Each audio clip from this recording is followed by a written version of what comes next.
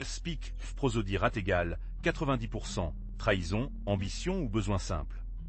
Découvrez l'histoire de Juan Sin Tierra, le roi qui a vendu son royaume par l'or. Quel prix avez-vous payé pour votre décision?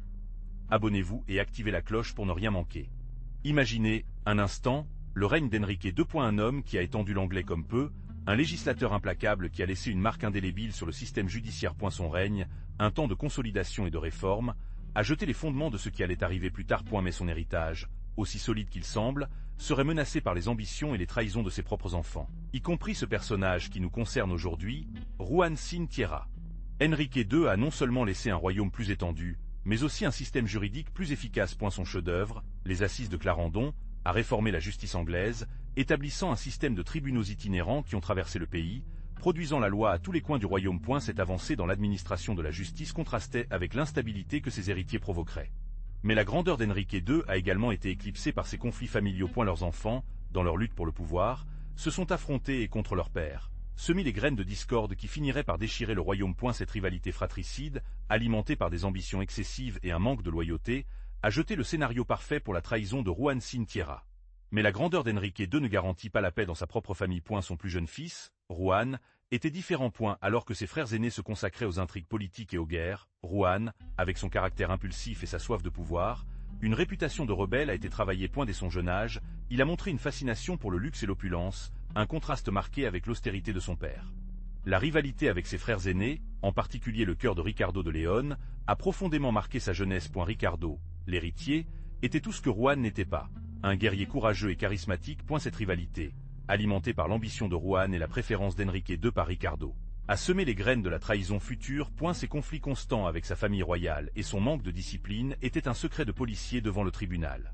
Malgré sa rébellion, Juan était intelligent et rusé. J.E. savait manipuler les gens et obtenir ce qu'il voulait, même à travers des médias malhonnêtes. Son manque de scrupules lui a permis de tisser un réseau d'alliances, en utilisant son charme superficiel pour gagner la confiance de ceux qui pourraient l'aider dans leurs ambitions. Cette capacité à l'intrigue politique, bien que même à ses débuts, deviendrait son arme la plus puissante à l'avenir.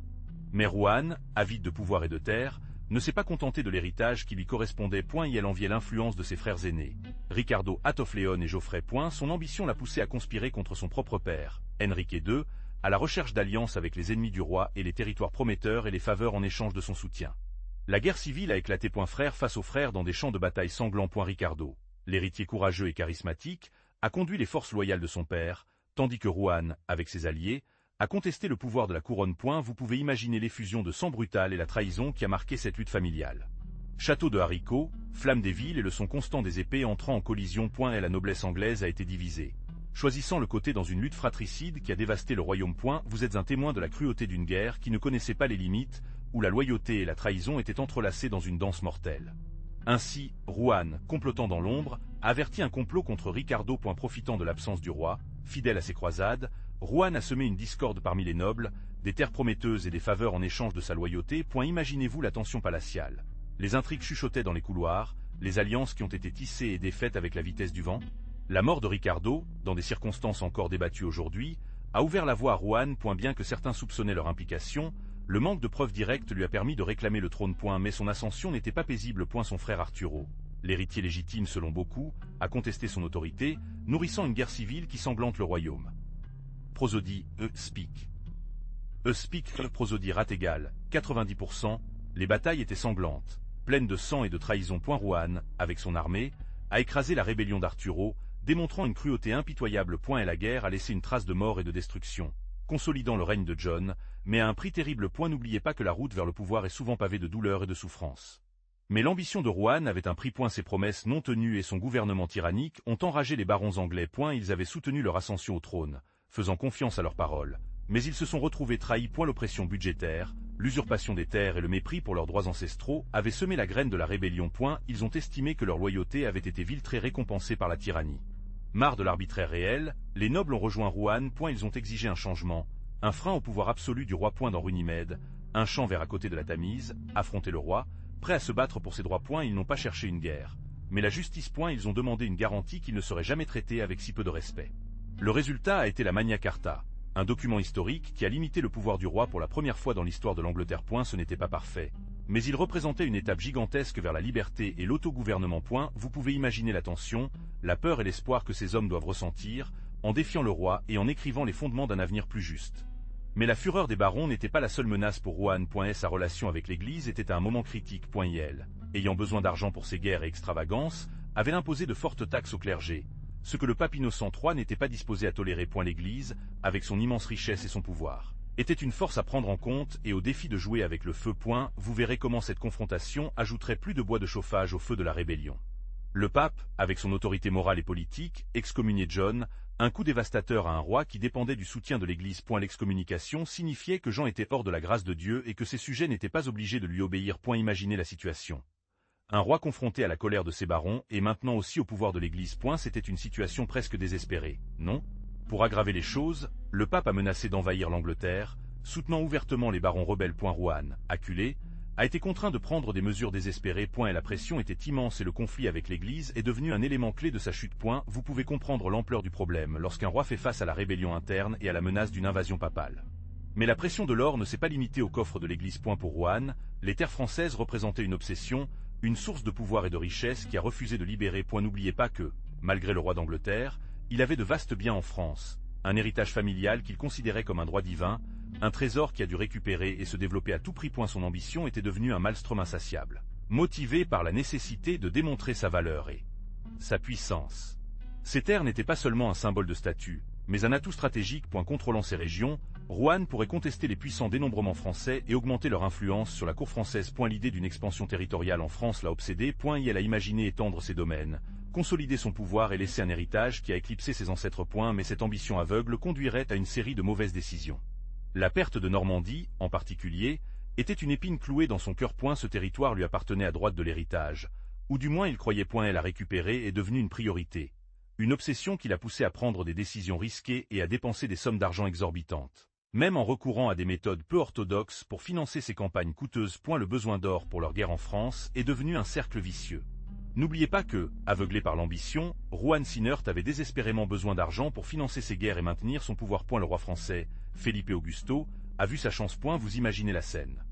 Un roi anglais humilié, agenouillé devant son rival, signant un traité qui le dépouillerait de sa plupart de ses biens. C'était le traité de Chinon, le premier clou dans le cercueil de son règne. Prosodie, speak. Speak, prosodie rat égal, 90%. Le traité, signé en 1205, a été une humiliation pour Rohan. En échange d'une somme substantielle d'or, cédia Normandia, Anjou, Maine et Touraine, territoires clés pour leur pouvoir et leur identité. Pensez à ce que cela signifiait pour lui. Perdre ces terres était de perdre une partie de son essence, de son histoire familiale, de sa légitimité en tant que roi. C'était un acte de désespoir, une trahison de son propre héritage. Mais pourquoi Rohan a-t-il accepté ces conditions défavorables? La réponse est simple. Le désespoir. Son besoin d'or était si grand qu'il a aveuglé aux conséquences à long terme. Il a vendu son ennemi pour sauver son cadeau, sans considérer l'avenir incertain qui l'attendait. Cette décision, prise à Chinon, a marqué le début de sa chute, le chemin vers sa ruine complète. Vous imaginez l'humiliation. Rohan Sin-Tierra, le roi d'Angleterre, avait signé le traité Chinon, offrant une partie importante de ses biens à Felipe Augusto. Mais le pire était encore à venir. Normandia, le cœur de l'héritage d'Anglo-Normanda, le territoire qui reliait l'Angleterre avec le continent, était en jeu. C'était une région riche, stratégiquement et symboliquement puissante. La perdre signifiait un coup dévastateur à son prestige et à son pouvoir. Felipe Augusto, avec ruse et force militaire, a commencé à exécuter le traité. City by city, Castillo de Castillo. Les Normands, dont beaucoup fidèles à Rohan, ont vu les troupes françaises atteindre. La résistance était futile. La noblesse normande, divisée et affaiblie par les ambitions internes et les trahisons, ne pouvait pas s'opposer à une défense efficace. Et la perte de Normandie a été rapide et énergique, symbole du déclin du pouvoir de Jean sans Terre. Imaginez l'impact. La perte de Normandie n'était pas seulement une défaite militaire, mais un coup à la fierté et à la légitimité de Rohan. Sa position de roi a été sérieusement compromise. Les barons anglais, observant leur faiblesse, ont commencé à remettre en question leur autorité, nourrissant les tensions qui conduiraient à des événements encore plus dramatiques. La perte de Normandie a marqué le début de la fin, le prélude à une forte chute pour le roi qui a vendu son royaume par l'or. Mais qu'est-il arrivé à cet or? Cela a-t-il servi à quelque chose de plus que de remplir vos coffres? Vous pourriez vous demander si l'ambition excessive de Rohan Sin-Tierra l'a amené à prendre des décisions désastreuses, même après la perte de Normandie. Sa fortune, pétrir à travers des taxes et des confiscations exorbitantes, est devenue un symbole de sa tyrannie, nourrissant davantage le mécontentement de ses nobles et de ses sujets. Imaginez la scène. Gold Mountains, brillante à la lumière des bougies, mais cette luminosité n'a pas caché la corruption et l'injustice qui l'entouraient. Le roi, obsédé par la richesse matérielle, a négligé ses responsabilités en tant que dirigeant, perdant la loyauté de ses barons et laissant l'Angleterre vulnérable aux intrigues et aux rébellions. Cette fortune, produit de l'oppression et de l'abus de pouvoir, n'a pas apporté la stabilité ou la sécurité que Juan Sin Tierra a recherché. À eu contraire, il est devenu un ballast, attirant la cupidité et la trahison, alors qu'il s'y accrochait avec le désespoir, aveugle aux conséquences de ses actes. L'ambition excessive, comme un poison lent, la consommait. Eh bien, cet or, produit de ces méthodes douteuses, n'a pas apporté la stabilité que Juan Sinert attendait. À eu contraire, sa cupidité a déclenché une tempête politique. Et la noblesse anglaise, habituée à certains privilèges et exemptions, s'est sentie serrée comme un citron. Les taxes, téléchargées à des niveaux insupportables pour financer leurs ambitions, ont provoqué un mécontentement généralisé. Imaginez la situation. Des nobles puissants, avec ses propres terres et armées, voir comment leur richesse a disparu dans les coffres royaux. La pression sur Juan Sin Tierra a augmenté de façon exponentielle. Les murmures de la rébellion sont devenus des menaces directes. Le noble, puissant et avec une influence sur leurs vassaux, a vu dans la situation une opportunité de récupérer ce qu'il considérait comme leur droit. Il n'était pas disposé à tolérer indéfiniment l'oppression budgétaire. Vous pouvez imaginer la tension à chaque rencontre entre le roi et ses barons. Chaque mot une étincelle qui pourrait allumer le fusible d'une guerre civile. La situation est devenue insoutenable. L'or, qui a promis la sécurité, est devenu une source de conflit. La noblesse, avec ses armées privées et son influence, ne serait pas piétinée. L'ambition excessive de Juan Sin Tierra, au lieu de renforcer son royaume, le conduisait au bord de l'effondrement. Quelle décision prenez-vous en place? Comment essayez-vous d'apaiser la fureur des nobles? La réponse, comme vous le verrez, aurait des conséquences dévastatrices. Prosodie, speak. Speak, prosodie rate égale 90%. La baisse qui a dépassé le verre était la nouvelle taxe sur la laine, le moteur économique de l'Angleterre. En tant que spectateur, vous pouvez imaginer la fureur des barons, qui en avaient déjà marre des excentricités de Juan. Ils ont estimé que leurs droits étaient piétinés, que le roi se comportait comme un tyran, et que la richesse du pays se concentrait sur les mains d'un seul homme, laissant la noblesse appauvrie et rancunière. Les barons, puissants et avec leurs propres armées, ne sont pas restés avec des bras croisés. Un par un, ils ont commencé à rejoindre John, formant une alliance puissante, capable de contester l'autorité de l'auteur. La menace d'une guerre civile en Angleterre, une guerre qui non seulement mettre le trône en jeu, mais aussi l'avenir même du royaume. Vous pouviez sentir la tension dans l'air, l'anticipation d'une bataille imminente. La rébellion a explosé. Les barons, avec leurs armées, ont marché sur Londres, la capitale du royaume. Juan, surpris par la vitesse et la force de la réponse, a été contraint de négocier. N'oubliez pas qu'il a toujours dépendu de l'or, mais à cette occasion, l'or n'était pas suffisant. Le pouvoir des barons unis était immense et la menace d'une guerre sanglante était trop réelle pour l'ignorer. Vous présentez le début de la fin de Juan Sin Tierra règne. L'humiliation subie par Juan sans terre avant que la révolte des barons ne soit passée inaperçue par Philippe II de France. En tant que spectateur, vous pouvez l'imaginer. Un roi anglais affaibli, plongé dans une crise interne, représentait une occasion en or pour ses ambitions territoriales. Philippe, rusé et ambitieux, a vu dans la situation de John une porte ouverte pour étendre son influence en Angleterre. Un territoire riche et stratégique qui avait toujours souhaité contrôler. Philippe n'a pas hésité à offrir son soutien aux rebelles anglais, à promettre des troupes et des ressources en échange de concessions territoriales. Pour vous, ce soutien n'était pas un simple échantillon de générosité, mais un investissement stratégique. Philippe a cherché à affaiblir l'Angleterre, son principal rival, et à assurer une position dominante dans le continent. Imaginez la diplomatie secrète, les négociations en sections et les alliances forgées par l'ombre. L'aide de Philippe II était décisive. Pour vous, il est facile de comprendre comment la promesse d'une armée française a renforcé la position des barons rebelles, augmentant leur pouvoir de négociation et leur capacité à défier le roi. Juan sans terre, maintenant confronté à une guerre sur deux fronts, a été pris dans une situation désespérée, sans une force suffisante pour contrer l'alliance entre les nobles anglais et le puissant roi français. Il y avait donc Juan, affaibli mais pas vaincu, à la recherche d'alliés où il pouvait les trouver. L'humiliation devant ces barons l'avait poussé à une alliance risquée avec le puissant Philippe II de France. Ensemble, ils ont planifié un coup contre le roi anglais, mais ces plans sont entrés en collision avec l'ambition du roi français, qui avait ses propres vues sur la Flandre. En tant que témoin de ces événements, vous pourriez ressentir la tension dans l'air, le sentiment d'une bataille épique, sur le point d'exploser. La bataille de Bouvines, en 1214, a été le tournant. Imaginez la scène.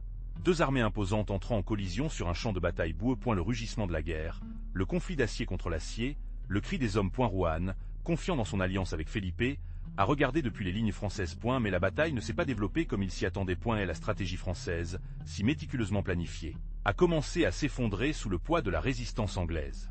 L'armée anglaise, bien qu'à un moindre nombre, a démontré une résistance inattendue. Les chevaliers anglais, avec leur imposante armure et leurs épées brillantes, ont fait face à la cavalerie française. Pendant que vous regardiez la bataille par l'arrière, Vous auriez vu le désespoir croissant sur le visage de Rohan. La défaite française devenait une réalité et avec vous, a ressenti le poids de l'échec. La défaite à Bouvines a été un coup dévastateur pour Rohan sans terre et pour ses ambitions. L'alliance avec Philippe II avait échoué fort. La bataille a marqué la fin de ses espoirs de récupérer le contrôle total de l'Angleterre. Pour vous, en tant que spectateur, le résultat a été un tournant, un moment crucial qui a marqué le début de la fin de son règne.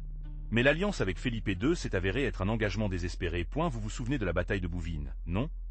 La défaite a été écrasante. Rohan, avec son armée vaincue et dispersée, a été contraint d'accepter des termes humiliants. Son rêve d'un royaume unifié et puissant s'estompa devant ses yeux, laissant derrière lui une trace de trahison et d'échec.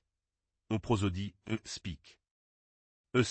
Prosodie rate égale 90%. La pression de ses barons, lésés par ses trahisons constantes et ses abus de pouvoir, s'est intensifiée. Elle n'était plus simplement un roi faible, mais un roi vaincu et détesté. La noblesse anglaise, marre de leurs caprices et de ses décisions militaires désastreuses, a commencé à conspirer ouvertement contre lui. La fin de son règne approchait à pas de géant. Enfin, en 1216, la mort l'a surpris. Pas dans le feu de la bataille, mais affaibli et malade, peut-être empoisonné. Selon certaines rumeurs. Son règne, marqué par l'oppression et l'instabilité, a pris fin. Rohan sans terre, le roi qui a vendu son royaume par l'or, a laissé un héritage de trahison et de désolation. Sa mort a ouvert un nouveau chapitre de l'histoire de l'Angleterre, celui où la lutte pour le pouvoir et le désir d'une monarchie plus juste continuerait de définir l'avenir. Forcé de négocier, Rohan Sin-Tierra a été vu devant la pression des barons anglais, marre de ses abus et de ses guerres constantes. La défaite à Bouvines avait affaibli sa position, laissant sa vulnérabilité. La scène était prête pour un changement de pouvoir, un changement qui se reflèterait dans le traité de Lambeth. À Lambeth, près de Londres, ce traité a été signé en 1215. Ce n'était pas une reddition totale, mais une concession significative du roi. N'oubliez pas que les barons anglais, fatigués de leur arbitraire et de leurs excès, ont exigé un changement radical de gouvernement. Le traité a limité le pouvoir réel, établissant les droits des barons et de l'Église. Bien que tous les points n'étaient pas détaillés à ce moment-là, la base de la lettre de manière ultérieure était assis. Imaginez la tension dans l'air, l'incertitude de savoir si cet accord allait durer ou simplement une trêve avant une nouvelle bataille. Ainsi, humilié et avec l'épée d'excommunication accrochée à sa tête, Rohan sans terre a été contraint de chercher l'aide du pape Innocent. Après la défaite à Bouvines, l'Église a représenté son dernier espoir. J'imagine que John, dans une cellule froide et humide du Vatican, suppliant le pontife suprême de soulever l'excommunication et de l'aider à récupérer son pouvoir. Pouvez-vous imaginer l'humiliation d'un roi aussi puissant, agenouillé devant le pape? Les négociations étaient longues et complexes. Le pape, rusé et puissant, a exigé d'importantes concessions en échange de son soutien. Non seulement il s'agissait de levage de l'excommunication, mais aussi de garantir la stabilité du royaume et l'obéissance de John à l'Église. C'était un jeu d'échecs entre deux géants, où chaque mouvement pouvait signifier un triomphe ou une ruine. Rohan, habitué à l'opulence et au pouvoir absolu, a dû avaler sa fierté et accepter les conditions du pape. Pour renoncer à une partie de son autorité, accepter l'influence de l'Église sur les affaires du royaume, c'était un coup dur pour son ego. Mais c'était le prix de payer pour sa survie politique. Pensez-vous qu'il a vraiment regretté ses actions ou simplement cherché une issue? Humilié et avec le besoin urgent de récupérer son pouvoir, Rohan Sin-Tierra a compris que la seule sortie était un mariage stratégique. Elle avait besoin d'une puissante alliance, une reine qui apportait des armées et des richesses avec lui. Mais qui oserait épouser un roi excommunié, un homme taché par la trahison et la défaite? Les négociations étaient ardues. De nombreuses princesses ont été prises en compte, mais leurs parents ont rejeté la proposition. La stigmatisation de l'excommunication était une barrière presque impraticable. La réputation de Rohan Sin-Tierra a précédé sa proposition, transformant chaque alliance possible en un pari risqué. Enfin, après des mois d'efforts désespérés, il a trouvé une option. Une alliance qui, bien que ce n'était pas idéal, pourrait offrir une pause. Une princesse, peut-être pas de la plus haute noblesse, mais avec suffisamment de ressources et un père prêt à négocier, malgré les rumeurs entourant le roi anglais. Il y avait donc Rohan, croyant avoir trouvé la solution à ses problèmes. Mais qu'est-il arrivé aux barons? Vous savez, ces seigneurs féodaux et puissants et avec un long souvenir comme un hiver anglais. Ils avaient vu comment Rohan les avait méprisés, comment il avait ignoré leurs conseils, comment il avait piétiné leurs droits, et maintenant, avec ce mariage de commodité, ils sentaient que leur loyauté, leur confiance, était à nouveau piétinée. Le ressentiment, un feu lent, a commencé à brûler, sous les cendres de la soumission apparente. Et prosodie, speak. Prosodie rate égale 90%. L'alliance avec la nouvelle reine n'était pas suffisante pour calmer son esprit. Pour eux, Rohan était toujours le même usurpateur, le même traître qui avait cassé ses serments et avait joué avec sa loyauté. Le sentiment de trahison, l'humiliation d'avoir été ignoré et traité comme des pions dans le jeu de puissance de Rohan, était devenu un profond ressentiment, un bouillon de culture pour la rébellion. La confiance, cette base fragile sur laquelle se trouvait le royaume, avait brisé. Rohan, aveugle pour son ambition, n'avait pas réalisé la tempête qui allait arriver, et elle avait sous-estimé le pouvoir du ressentiment collectif, la force implacable des barons qui, unis par sa colère, étaient disposés à le défier, à se battre pour ce qu'ils considéraient leurs droits légitimes, même si cela signifiait renverser le roi qui leur avait échoué. Ainsi, les barons ont marre des impositions de Rohan. Rose. Vous imaginez la scène. Des châteaux assiégés, des drapeaux agitant dans le vent, la clameur des armes. Mais Rohan, confiant dans son armée de mercenaires, a décidé de les affronter. Et la bataille de Lincoln était sur le point de commencer. Une confrontation qui définirait l'avenir de l'Angleterre. Le champ de bataille, un Lodazal après les pluies du printemps, a préparé la scène pour un combat sanglant. La bataille était féroce. Les archers anglais, avec leurs flèches sifflant dans les airs, se sont tracés du chaos entre les rangs ennemis. Mais les barons, bien qu'ils soient mal équipés par rapport à l'armée royale, se sont battus avec une férocité désespérée, défendant leurs terres et leurs droits. Vous pouviez sentir la tension, l'adrénaline, l'odeur du sang et de la transpiration dans l'air. La bataille a duré des heures, un tourbillon d'acier et de sang. Enfin, la cavalerie de Rohan, avec une charge décisive, a brisé les lignes rebelles. Mais malgré la victoire apparente du roi, la bataille de Lincoln a marqué un tournant. Bien que Rohan soit victorieux sur le champ de bataille, la rébellion baronale ne s'est pas éteinte. Sa semence de résistance avait été profondément plantée dans le plancher anglais, prête à germer dans de nouvelles révoltes plus dangereuses. Mais la guerre avait facturé un prix élevé, même pour Rohan. Ses ressources ont été diminuées, ses armées épuisées. Les barons, rassemblés à Runnymede, ont présenté un ultimatum. Signer la grande lettre ou faire face à une guerre encore plus sanglante. Vous imaginez la pression, le désespoir d'un roi aussi puissant, maintenant acculé, obligé de céder à la volonté de ses sujets. Avec l'épée de Damoclès sur sa tête, Rohan n'avait pas d'autre choix que de signer. Et la grande lettre, un document qui limitait le pouvoir réel et garantissait certains droits sur la noblesse, est devenu un symbole de résistance contre la tyrannie. Ce fut un triomphe pour les barons, mais aussi une humiliation pour le roi. Pouvez-vous imaginer l'impuissance de signer quelque chose qui vous a dépouillé de tant de puissance? Cependant, la signature de la Magna Carta n'était pas la fin de l'histoire. Rohan, bien qu'oblige, n'a jamais vraiment accepté les limitations imposées. Elle a cherché des moyens d'annuler le document, pour récupérer le pouvoir absolu qu'il croyait correspondant à la droite divine. Pour lui, l'entreprise avait été une concession forcée, une trêve dans une guerre qui, dans son esprit, était loin de terminer. Pensez-vous qu'il s'est vraiment résigné à perdre son pouvoir? Mais la signature de la Magna Carta n'a pas apporté la paix. Rohan, désespéré de récupérer son pouvoir, a rassemblé une nouvelle armée. Cependant, vous savez déjà que la loyauté de ces hommes était discutable. Pour le dire doucement. Beaucoup de ces barons, ceux qui l'avaient humilié à Runnymede, s'attendaient à l'opportunité de le trahir à nouveau, de changer son équipe dès qu'il a permis. Et la méfiance était palpable dans l'air. Un spectre qui traquait chaque mouvement du roi.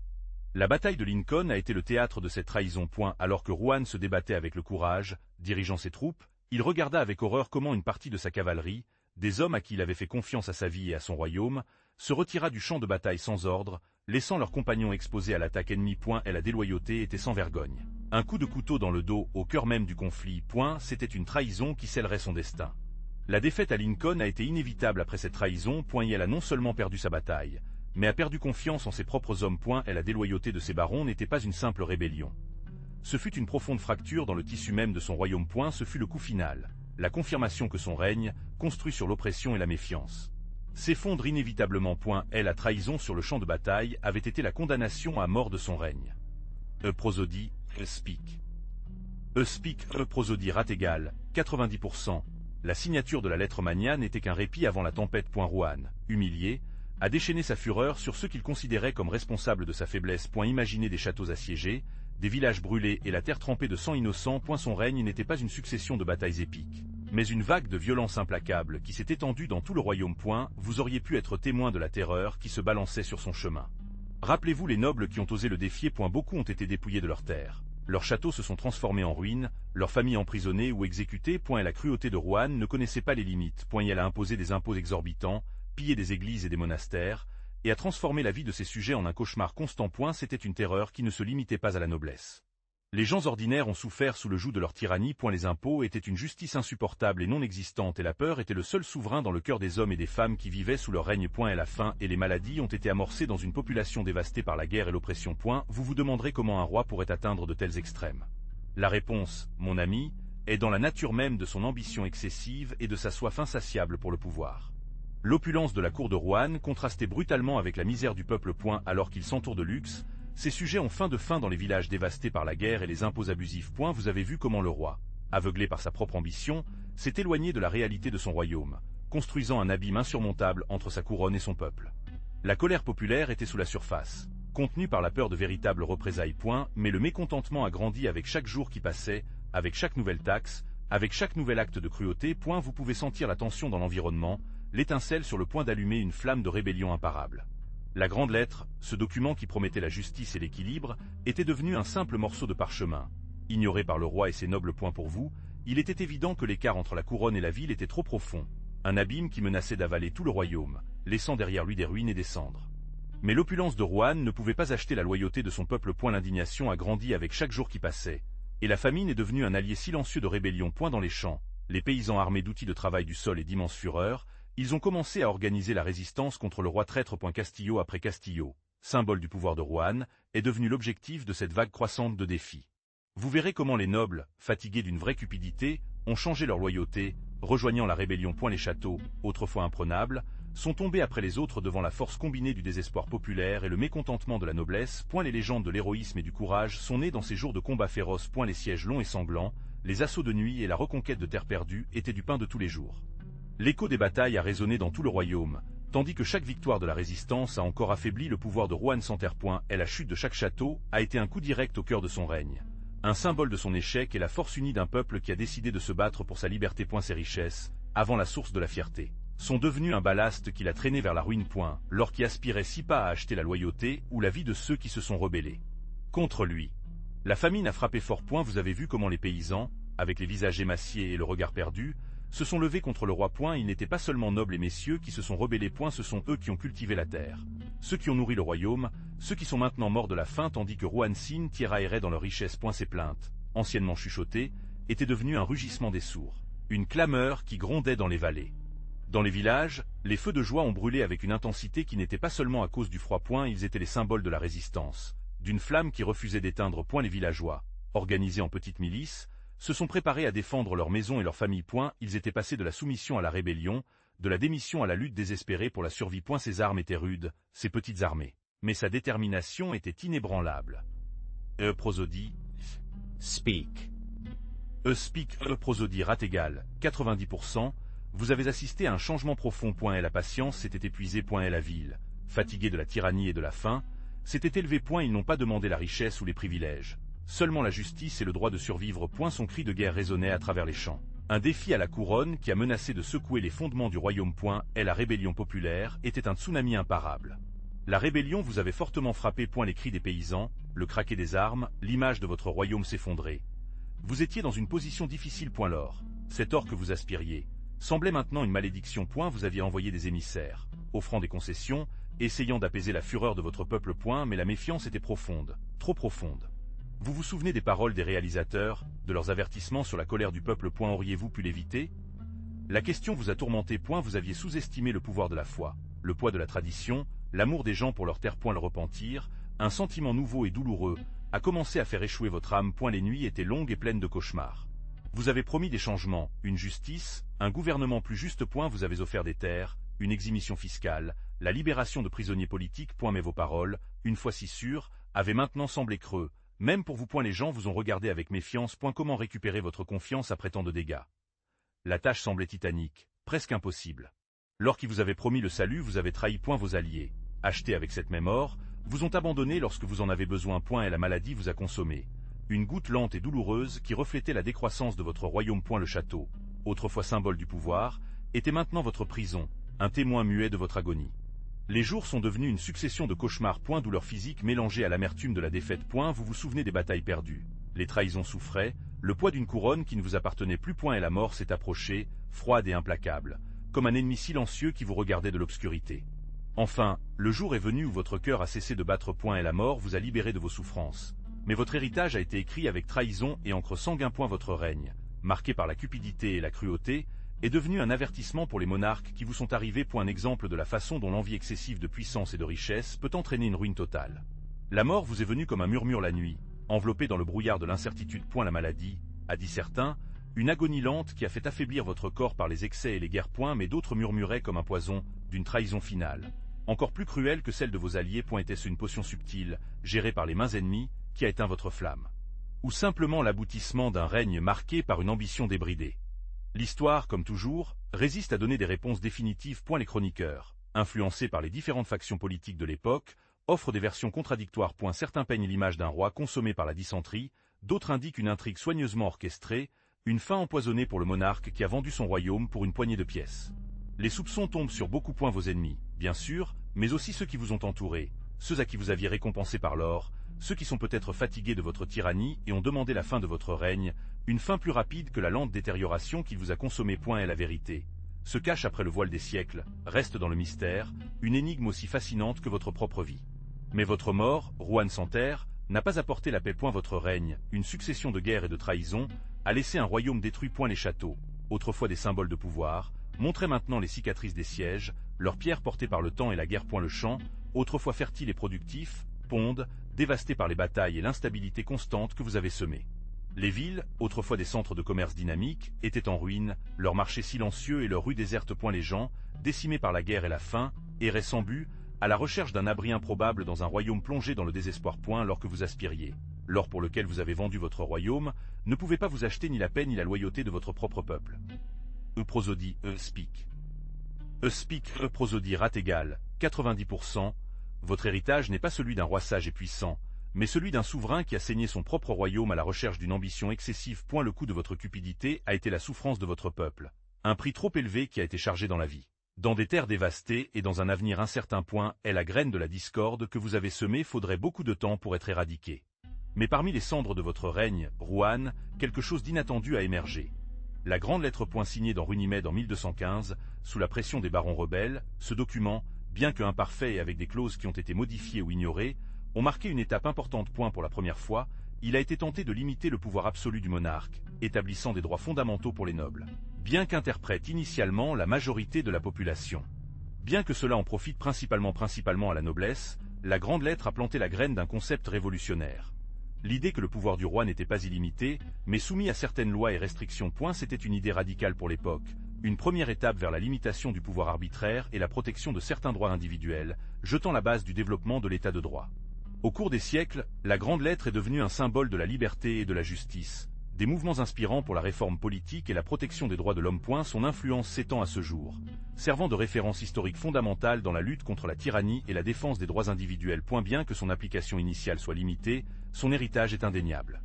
La signature de la Magna Carta n'était pas la fin de vos problèmes. Rohan. Votre royaume, déjà affaibli par vos ambitions et vos guerres constantes, s'est effondré. Les barons, bien que momentanément calmes, étaient toujours méfiants. Et la noblesse anglaise, marre de votre abus de pouvoir et de taxes exorbitantes, vous a regardé suspect, en attendant la prochaine opportunité de se rebeller à nouveau. Le vrai trésor, délabré par vos extravagances et vos campagnes militaires ratées, était pratiquement vide. Les vrais coffres étaient vides, laissant votre royaume sans ressources pour faire face aux crises inévitables. Les gens ont souffert de la faim et de la maladie, pendant que vous vous accrochez à votre pouvoir, de plus en plus isolé et craignant.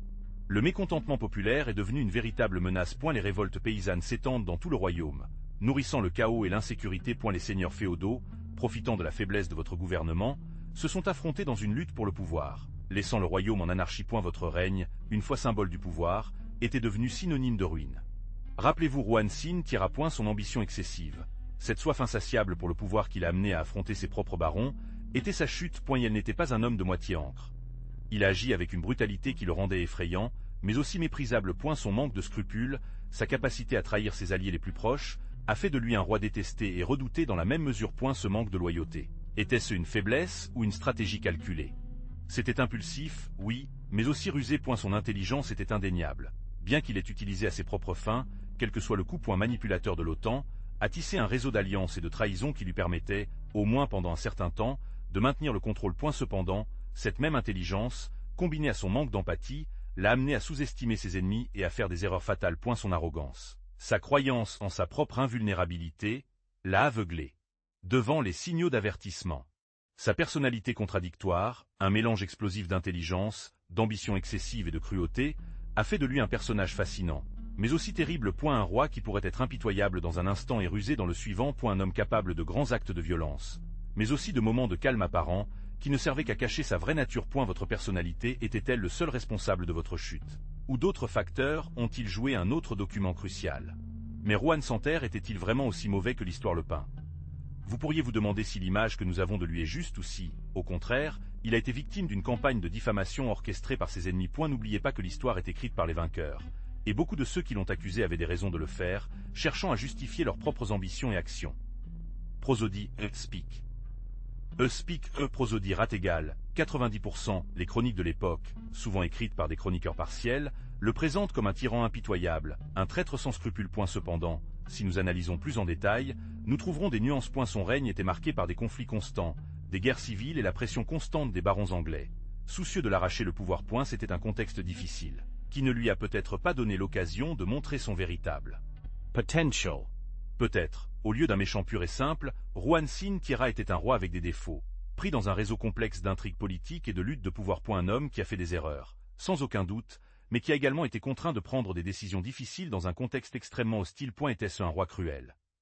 Oui, à bien des égards, mais c'était aussi un produit de son temps. Un homme qui s'est battu pour survivre dans un monde brutal. Mais comment Juan Santerre se compare-t-il avec les autres rois de son temps?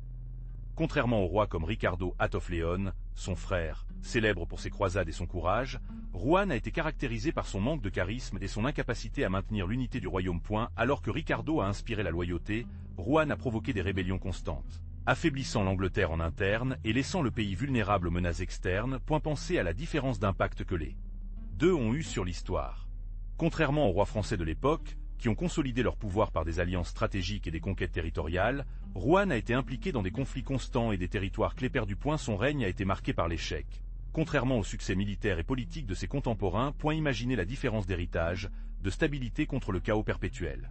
Même en le comparant avec les rois considérés comme moins réussis, Juan se démarque de son inefficacité. Alors que d'autres rois auraient pu avoir leurs échecs, mais ils ont réussi à laisser une marque positive dans l'histoire. L'héritage de Juan est principalement réduit à la perte de territoire, à l'oppression de leurs sujets et à la signature de la lettre Magna, un document créé par la force. Plus qu'une concession volontaire. Pensez-vous que cela définit sa place dans l'histoire? Contrairement à Ricardo, pour John, l'or ne représentait pas la gloire de la croisade, mais la puissance immédiate et tangible. Chaque pièce était un autre soldat, un château imprenable, un vote de loyauté acheté. Vous pourriez penser que c'était une vision pragmatique, non? Mais dans son obsession de l'accumuler, quelque chose de plus important n'était-il pas perdu? La véritable loyauté n'était-elle pas perdue, le respect de son peuple? Gold, ce métal brillant, est devenu sa prison. Chaque nouvelle pièce l'a davantage lié à son ambition, s'éloignant de la véritable essence du leadership. Et la recherche incessante de la richesse l'a aveuglé aux besoins de son royaume, avant les conséquences de ses actions. C'est devenu un roi qui, paradoxalement, était entouré de richesses mais embourbé dans la solitude de la méfiance. Pensez Y. Quoi de plus? Un royaume uni pour la justice ou un trésor qui n'attire que la cupidité? Juan Sin Land a choisi l'or, et cet or, finalement, est devenu la cause de sa ruine. Son règne, marqué par la cupidité, nous laisse une leçon. La vraie richesse n'est pas mesurée en onces d'or, mais dans le puits de votre peuple et dans la force de votre héritage. Qu'en penses-tu? Alors, quel était le résultat de cette obsession d'or?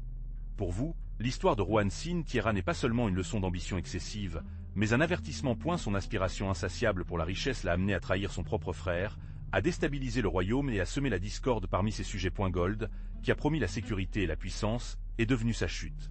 N'oubliez pas que, malgré sa richesse, Juan n'a pas atteint la stabilité ou le respect qu'il a cherché. Ses actions ont laissé une profonde marque de méfiance et de ressentiment en Angleterre, un héritage qui a affecté les générations ultérieures.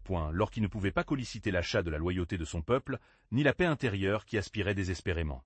L'histoire de Juan Sin Tierra nous enseigne que le vrai pouvoir ne réside pas dans l'accumulation de richesses matérielles, mais dans la sagesse, la justice et la loyauté. Son règne, marqué par la cupidité et la trahison, sert d'un parfait exemple de la façon dont la recherche effrénée d'or peut conduire à la ruine, à la fois personnelle et pour un royaume entier. Vous êtes-vous arrêté pour réfléchir au prix réel qu'il a payé pour son ambition? Prosodie, speak. Speak, prosodie rate égale 90%. Je sais que vous vous demandez, avez-vous vraiment vendu tout votre royaume? Pas tout à fait. Juan Sin Tierra a délabré ses biens progressivement, commettant des territoires et des châteaux pour obtenir de l'or. Ce n'était pas une vente unique et définitive, mais une succession de transactions désespérées qui le laissaient de plus en plus faible et vulnérable à leurs ennemis. Considérez-le comme une sorte de démantèlement lent et douloureux de son propre pouvoir. Et qu'est-il arrivé alors? Eh bien, une partie était destinée à financer leur campagne militaire, bien qu'avec des résultats désastreux, comme nous l'avons vu. Une autre partie a disparu, peut-être entre les mains de conseillers corrompus ou simplement dans un luxe inutile. Essentiellement, l'or que j'ai tant aspiré ne lui a pas apporté la sécurité ou le pouvoir qu'il recherchait, mais tout le contraire.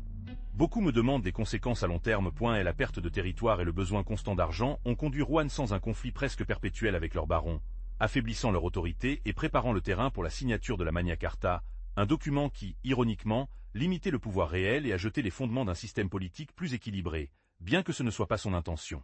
Pour approfondir la vie de Juan Sin Tierra et ses décisions financières désastreuses, je vous recommande de consulter des sources primaires telles que la Magna Carta, qui reflètent directement l'impact de leurs actions sur le royaume. Bien qu'ils ne racontent pas toute l'histoire. La lettre offre une perspective précieuse sur les pressions économiques auxquelles Juan a été confronté et comment ses problèmes financiers ont affecté ces sujets. Trouver des éditions avec des traductions aidées.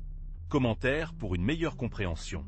Parmi les sources secondaires, vous trouverez de nombreuses biographies et études historiques qui analysent le règne de Juan Sinert sous différents angles. Des livres comme The Devil's Brood de Dan Jones offrent un récit attrayant et accessible, tandis que des études universitaires plus spécialisées vous fourniront une analyse plus profonde des complexités politiques et économiques de l'époque. Recherchez des critiques et des comparaisons pour choisir celle qui répond le mieux à vos besoins. N'oubliez pas que l'histoire est une construction complexe et que différents auteurs peuvent interpréter les faits différemment. Comparer plusieurs sources vous aideront à obtenir une vision plus complète et à comprendre les différentes nuances de l'histoire de Juan Sin Tierra.